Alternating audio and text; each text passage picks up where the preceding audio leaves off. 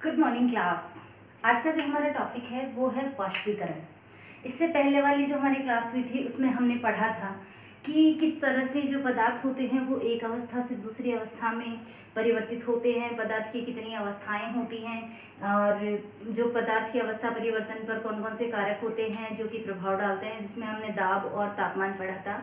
तो आज का जो हमारा टॉपिक है वो वाष्पीकरण है। वाष्पीकरण का मतलब होता है कि द्रव का गैस में बदलना। आप लोगों को मैंने जब अवस्था परिवर्तन का जो डायग्राम बनाया था उसमें मैंने आपको बताया था कि कोई भी जो पदार्थ होता है वो एक अवस्था से दूसरी अवस्था में बदलता है तो उसे क्या कहते हैं। तो यहाँ पे हम बात कर रहे हैं द्रव का गैस में बदलना, तो ये प्रोसेस होती है वाष्पीकरण। यहाँ पे हम बात कर रहे हैं जल की। तो ये एक स्टैंड लगा हुआ है जिसपे बर्नर, इसके नीचे बर्नर लगा हुआ है और यहाँ पे एक बर्तन है जिसमें पानी रखा हुआ है और जैसे ही इसको हीट देते हैं, गर्म करते हैं, तो जो जल होता है वो वाष्प में बदलता है। तो ये जो लिक्विड का गैस में कन्वर्ट होने का जो प्रोसेस है इसी को कहते हैं हम वाष्पीकरण, इवोपोरेशन। इसके बाद एक वर्ड आया था क्वथनांक। क्वथनांक क्या होता है कि मिनिमम, कम से कम वो टेम्परेचर जिस पर कोई भी लिक्विड जो होता है वो गैस में कन्वर्ट हो जाता है, उस टेम्परेचर को कहते हैं हम क्वथनांक।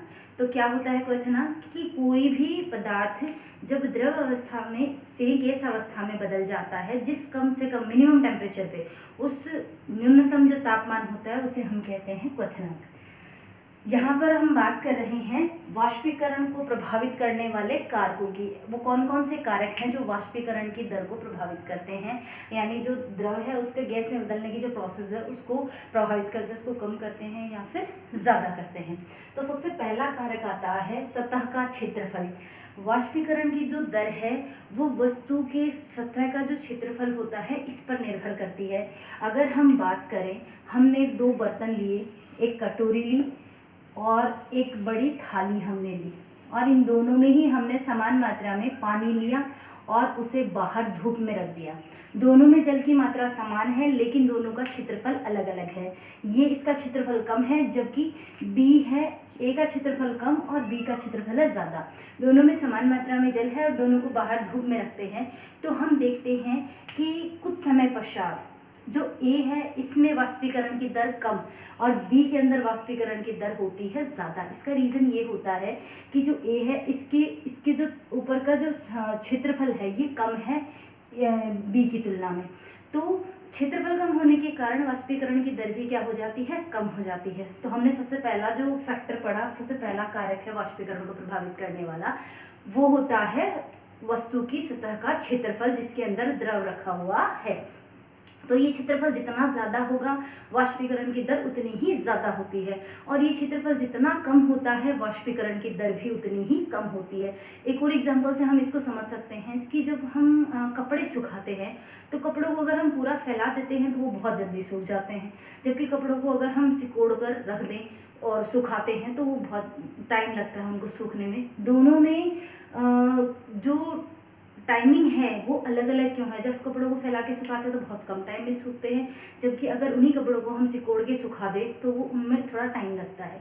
रीज़न यही है कि कपड़ों की सतह का जो क्षेत्रफल है जब फैला के सुखाते हैं तो क्षेत्रफल बढ़ जाता है, जिससे वाष्पीकरण की दर क्या हो जाती है, बढ़ जाती है, जिससे कपड़े जल्दी सूख जाते हैं। और अगर हम उनको इकट्ठा करके रख देते हैं, सुखाते हैं, तो क्षेत्रफल कम होने से वाष्पीकरण की दर कम हो जाती है, जिससे कपड़े जल्दी नहीं सूखते हैं। तो सबसे पहला वाष्पीकरण की दर को प्रभावित करने का सबसे पहला जो फैक्टर हो गया वो हो गया वस्तु की सतह का क्षेत्रफल। दूसरा हम बात करते हैं तापमान की। हम क्या करेंगे, दो एक जैसे बर्तन लेंगे, दोनों में समान मात्रा में पानी डालेंगे, दोनों के नीचे दो बर्नर लगाएंगे, एक जो कि कम तापमान दे रहा है या हम कह सकते हैं उसकी कम हीट दे रहा है, जबकि दूसरा क्या कर रहा है, बहुत ज़्यादा हीट दे रहा है। यानी हम कह सकते हैं कि पहले वाले जो है वो कम टेम्परेचर उसको प्रोवाइड करवाएगा और दूसरे वाला ज़्यादा कराएगा। जैसे ही तापमान बढ़ता है वाष्पीकरण की दर भी क्या हो जाती है, बढ़ जाती है, और तापमान घटने से क्या होगा, वाष्पीकरण की दर कम हो जाएगी।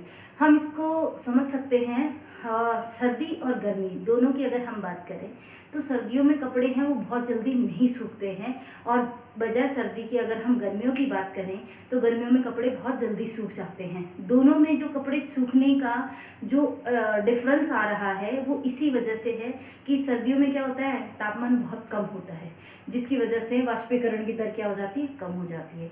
और गर्मियों में क्या होता है, तापमान बढ़ जाता है, तापमान बढ़ने से वाष्पीकरण की दर बढ़ जाती है।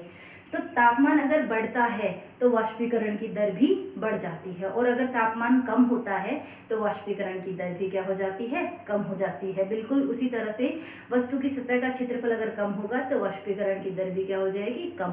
और अगर वस्तु की सतह का क्षेत्रफल बढ़ जाता है तो वाष्पीकरण की दर भी क्या हो जाएगी, बढ़ जाएगी। अब हम बात करते हैं नंबर 3 पे, जो फैक्टर आ रहा है आर्द्रता, ह्यूमिडिटी, या हम जिसे कहते हैं नमी। अगर हमारे वायुमंडल में नमी ज़्यादा है तो वाष्पीकरण की दर कम हो जाएगी, और अगर नमी कम है तो वाष्पीकरण की दर बढ़ जाती है। जैसे ही बारिश होती है, बारिश होने के बाद कपड़े बहुत जल्दी नहीं सूखते हैं।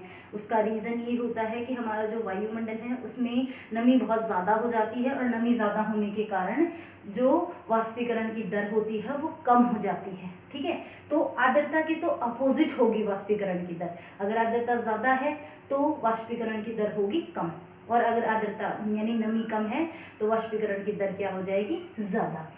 चौथा हम बात करते हैं वायु की गति। जो हवा की गति है वो भी वाष्पीकरण की दर को प्रभावित करती है। बिल्कुल हम ये वाला ही एग्जाम्पल ले लेते हैं कि हम क्या करते हैं, 2 कटोरी के अंदर पानी लेंगे, एक को हम क्या करेंगे, किसी पंखे के सामने रख देंगे, और दूसरे को नॉर्मल किसी जगह पे रख देंगे जहाँ पे कम हवा चल रही है।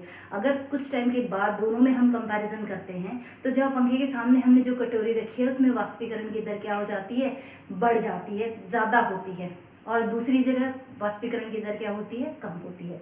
कपड़ों वाला एग्जाम्पल भी हम ले सकते हैं। जब बहुत तेज़ हवा चलती है तो कपड़े बहुत जल्दी सूखते हैं, और जब हवा कम चलती है तो कपड़े धीरे सूखते हैं। तो वायु की जो गति होती है वो भी वाष्पीकरण की दर को क्या करती है, प्रभावित करती है। अगर वायु की गति ज़्यादा है तो वाष्पीकरण की दर भी क्या होगी, ज़्यादा होगी, और अगर वायु की गति कम है तो वाष्पीकरण की दर भी क्या होगी, कम होगी। तो ये जो 4 मेन कारक हो गए, ये किसी भी, अगर हम द्रव की बात करते हैं या वाष्पीकरण की बात करते हैं तो ये चारों कारक वाष्पीकरण की दर को प्रभावित करते हैं। वस्तु की सतह का क्षेत्रफल, तापमान और वायु की गति, ये तीनों अगर बढ़ते हैं तो वाष्पीकरण की दर भी बढ़ेगी, और अगर ये तीनों कम होते हैं तो वाष्पीकरण की दर भी कम होती है। अगर हम ह्यूमिडिटी की बात करते हैं, आर्द्रता की, तो ये अपोजिट होती है। अगर आर्द्रता बढ़ती है तो वाष्पीकरण की दर कम होगी, और अगर आर्द्रता, नमी कम है तो वाष्पीकरण की दर क्या होगी, ज़्यादा होगी। तो ये जो चारों कारक हैं ये वाष्पीकरण की दर को क्या करते हैं, प्रभावित करते हैं। एक छोटा सा टॉपिक हम इसमें और ले लेते हैं कि जब भी कोई लिक्विड है वो गैस में कन्वर्ट होता है तो ठंडेपन का एहसास क्यों होता है। इसके मैं आपको कुछ एक एग्जांपल देके इसको बताऊंगी। गर्मियों में हम ज़्यादातर कॉटन के कपड़े पहनते हैं, क्यों?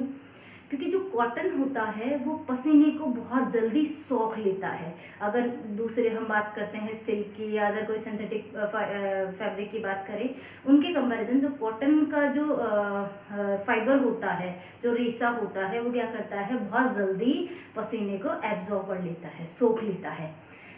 जब भी कोई द्रव, या हम बात करते हैं लिक्विड, जब भी कोई लिक्विड गैस में बदलता है तो उसमें से कुछ एनर्जी रिलीज होती है, खर्च हो जाती है, या हम कह सकते हैं कुछ ऊर्जा कम हो जाती है।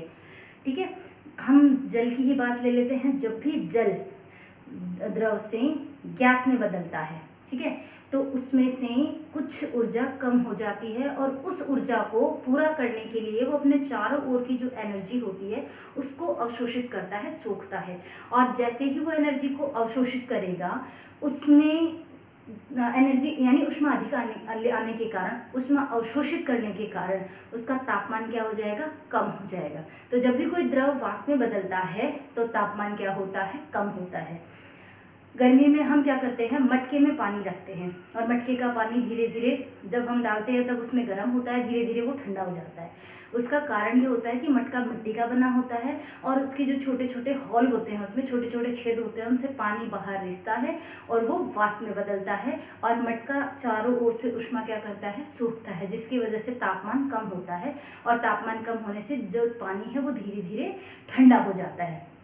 अगर हम दूसरा बात करें, एसीटोन की बात करते हैं, जो नेल पेंट रिमूवर जो होता है, थिनर जो होता है, उसको जैसे ही हम हथेली पे डालते हैं तो हमें बहुत ठंडा लगता है। वो क्यों? क्योंकि जैसे उसको हम हथेली पे डालते हैं वो तुरंत क्या हो जाता है, इवोपोरेट हो जाता है, गैस में बदल जाता है। जैसे वो गैस में बदलता है तो चारों तरफ से एनर्जी क्या करता है, सोखता है, जिससे हमें वो क्या लगता है, ठंडा लगता है।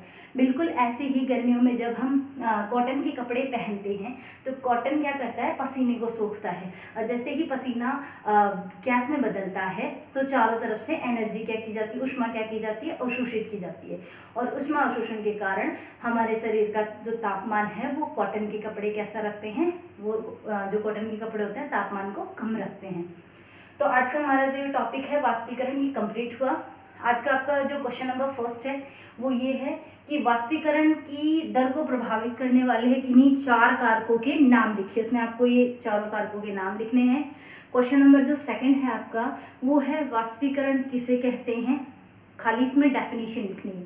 क्वेश्चन नंबर थर्ड आपको जो बताना है वो बताना है प्रयोग द्वारा ये सिद्ध कीजिए कि किसी वस्तु की सतह का जो क्षेत्रफल होता है वो बढ़ने पर वाष्पीकरण की दर बढ़ जाती है। तो यहाँ पर आप ये वाला जो है पूरा का पूरा प्रैक्टिकली आप जो करके और थ्योरी इसकी लिख सकते हैं। यानी 2 बर्तन हम लेंगे, एक का क्षेत्रफल कम होगा और एक का क्षेत्रफल ज़्यादा होगा।